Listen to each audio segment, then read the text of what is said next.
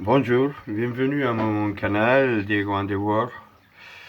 Je voulais vous parler de quelque chose que ça me tient un peu à cœur. Je voulais parler des assurances.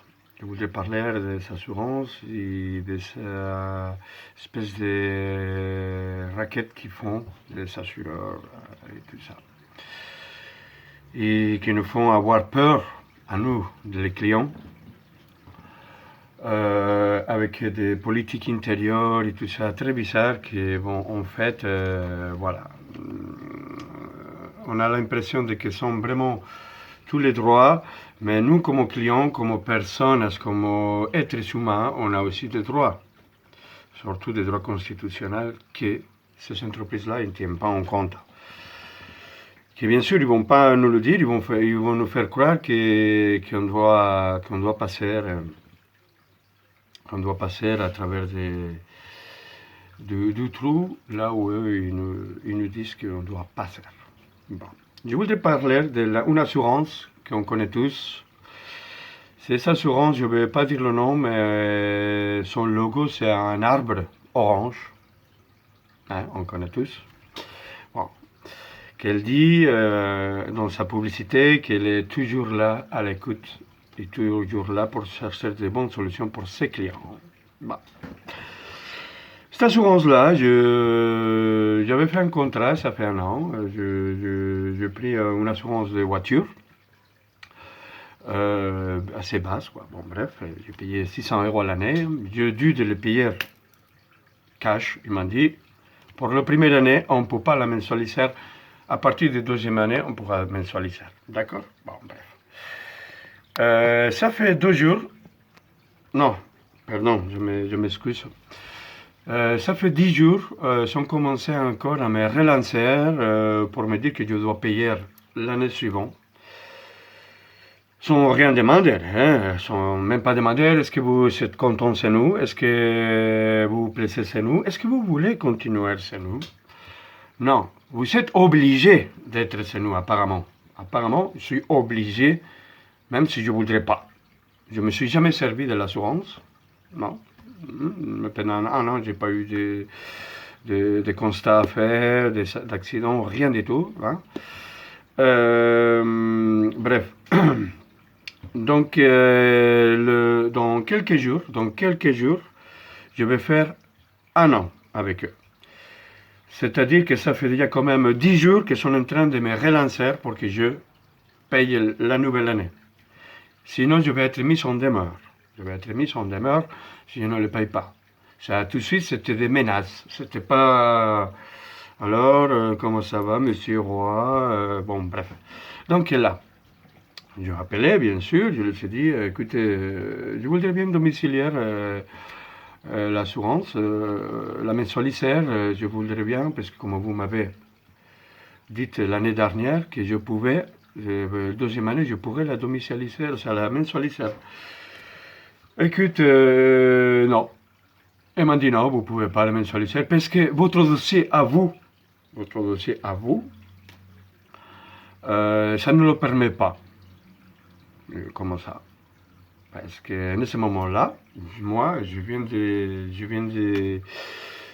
arrête une entreprise.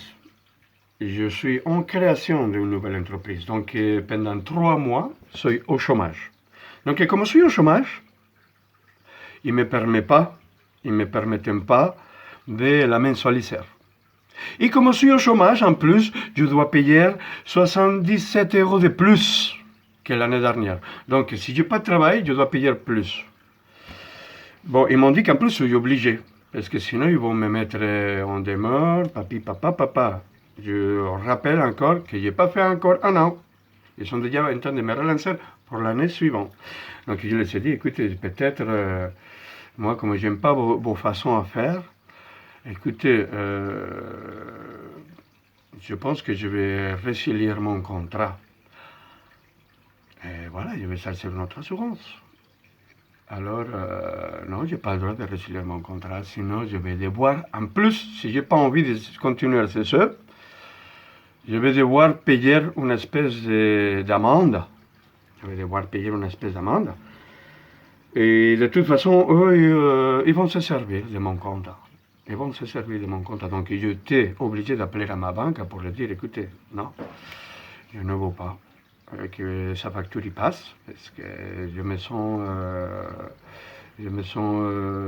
raquetté, je me sens comme qu'ils sont en train de me, pratiquement de me voler, quoi. Ils sont en train de me faire, de me braquer, quoi. Parce que si serait d'une autre façon, bien sûr, je serais très aimable de payer tout ça, mais avec les formalités des gens qui sont au-dessous, parce que la petite dame qui est au téléphone, la pauvre, il faisait tout pour.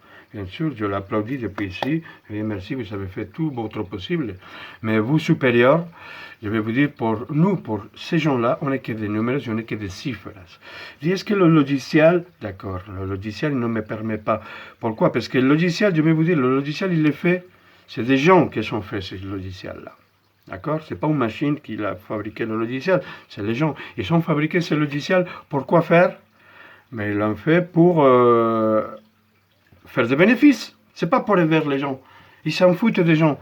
En plus, cette assurance-là, c'est une assurance qui assure, qui est particulière.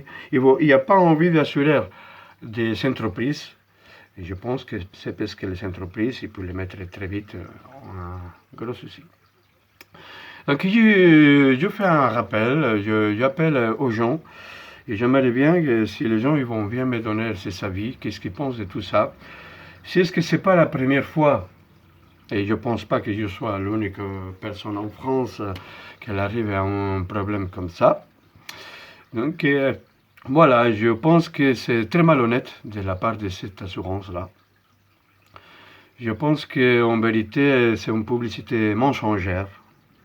Hein, l'assurance de l'arbre orange.